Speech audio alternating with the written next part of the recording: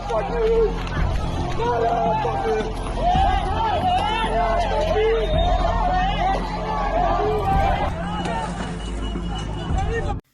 नमस्कार। आप सभी को राम मंदिर की हार्दिक शुभकामनाएं, रामलला की प्राण प्रतिष्ठा की हार्दिक शुभकामनाएं और बधाई।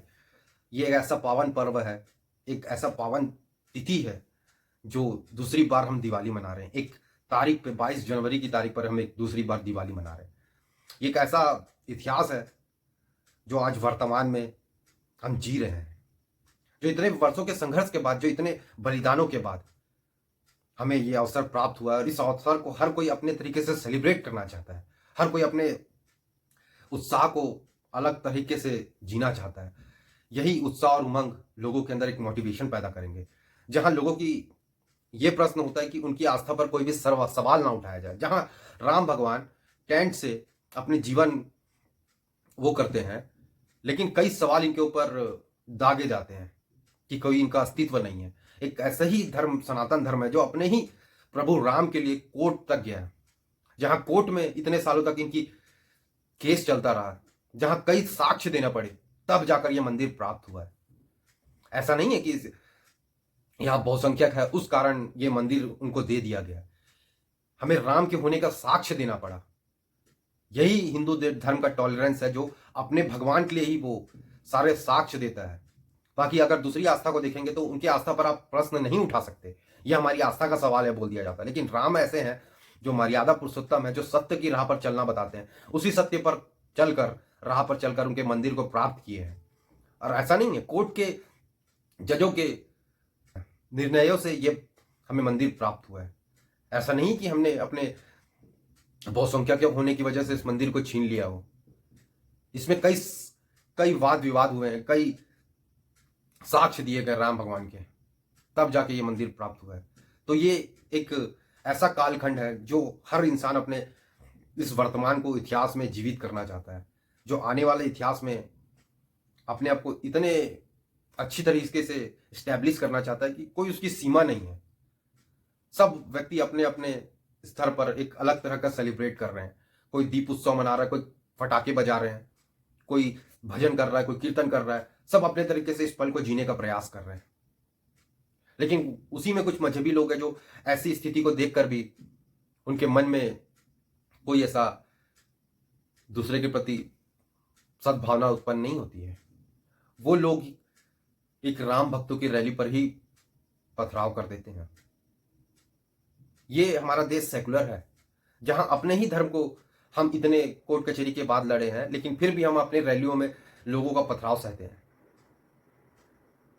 क्या हिंदू धर्म इतना टॉलरेंट है कि उनके राम का नाम लेने पर कोई उनके ऊपर पथराव कर दे फिर भी वो चुपचाप देखता रहे?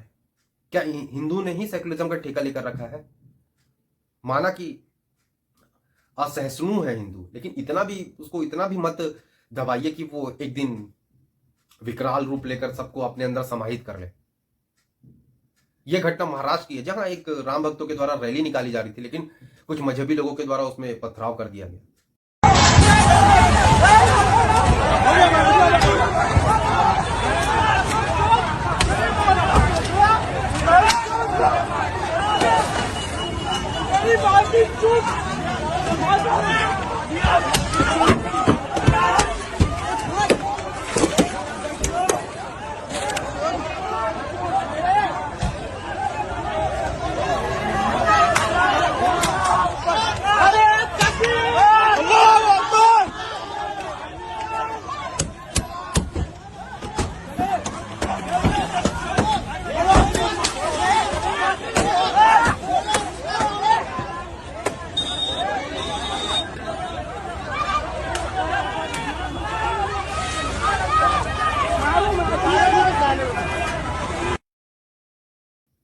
यह कोई पहली बार घटना नहीं है जो आप एक एक्सीडेंटल घटना बोलकर उसको जाने दे सकते हैं। ऐसी घटना हर समय होती रही है। जब जब हिंदू के त्योहार आते हैं, जब उनके कुछ पर्व आते हैं, तो कुछ मजहबी लोगों के द्वारा अपनी घृणित मानसिकता का प्रदर्शन करना जरूरी हो जाता है। एक ऐसे समय पर जब सारा देश उत्साह में है, उमंग में है, लेकिन कुछ लोगों को दूसरे की खुशी बर्दाश्त नहीं होती है।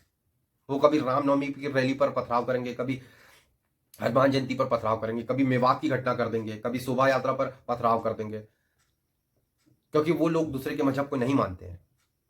तो वैसे मजहबी लोगों के कारण ही हिंदुओं को अपने त्योहारों से परहेज करना पड़ेगा लगता है, क्योंकि वो आहत हो जाते हैं ना, क्योंकि सेकुलरिज्म का ठेका तो हिंदू ही लेकर रखे हैं। जहां अपनी ही रैली निकालने पर, अपने भगवान का उद्घोष करने पर, जय श्री राम के नारे लगाने पर दूसरे व्यक्ति आहत हो जाता है। ये कितना ही न्याय संगत है हमें समझ नहीं आता। जहां न्यूज में ऐसा बताया जाता है कि दो समुदाय के बीच क्लैश हो गया, दो समुदाय में भिड़ंत हो गया, ऐसा बताया जाता है। जहां एक व्यक्ति अपनी शोभा यात्रा निकाल रहा है, जो अपनी रैली निकाल रहा है, लेकिन दूसरे व्यक्ति के द्वारा पथराव किया जा रहा है, तो इसमें कहां भिड़ंत हो जाती है दो व्यक्तियों की, जहां दो समुदाय की। एक व्यक्ति तो पत्थर खा रहा है ना, भिड़ंत में दोनों व्यक्ति के द्वारा पथराव किया जाएगा तब भिड़ंत होगा ना। जहां एक व्यक्ति विक्टिम है और दूसरा व्यक्ति हिंसा करने वाला है, तो वो भिड़ंत नहीं कहलाता। तो न्यूज में ऐसा बताने का प्रयास करते हैं कि भिड़ंत हो गया दो समुदाय के बीच। ये कहां तक न्याय संगत है हमें समझ नहीं आता। क्या हिंदू अपने ही देश में अपने ही पर्व को मनाने के लिए उनसे परमिशन लेगा क्या? क्या हिंदू को अपने देश में अपने त्योहारों को मनाने की आजादी नहीं है? क्या उनके त्योहारों में कोई हिंदू उन पर कुछ ऐसे विघ्न डालने का कार्य करता है?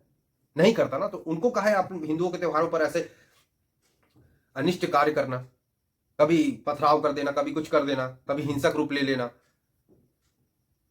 हमें समझ नहीं आता। हम तो ये चाहते हैं कि इस पर ऐसी कड़क कार्रवाई होनी चाहिए कि अगले बार ऐसा करने के लिए 10 बार सोचे, क्योंकि जो हमारे न्यायपालिका इतना लचीला है कि अभी केस चल रहा है तो 100 साल बाद जाकर उसको सजा होगी। तो उनको भी पता है कि इसमें लूप होल कितने हैं, तो वो चाहकर भी यही कार्य करते हैं, क्योंकि उनका जन्म ही इसीलिए हुआ है, दूसरे को परेशान करने के लिए। तो व्यक्ति तो परेशान करेगा ही करेगा ना। तो यहाँ एक ऐसे कड़क फैसले लेने होंगे, कड़ा कदम उठाना पड़ेगा जो ऐसे मजहबी लोगों को शांत करने के लिए एक एग्जाम्पल सेट करना पड़ेगा, जहां ये मजहबी लोग 10 बार सोचे कि दूसरे के त्योहारों पर विघ्न डालने का अंजाम क्या होता है, ऐसे पथराव करने का अंजाम क्या होता है।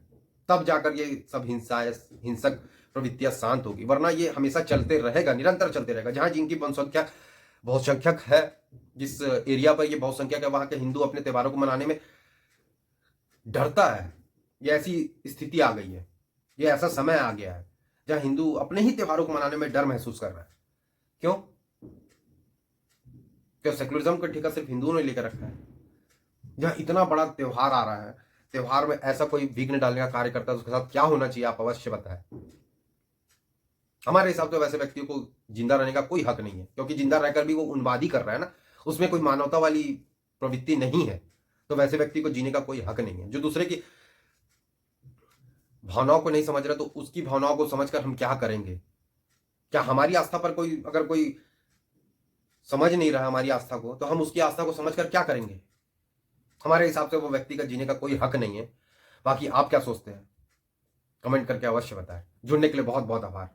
जय भारत, जय हिंद, जय श्री राम।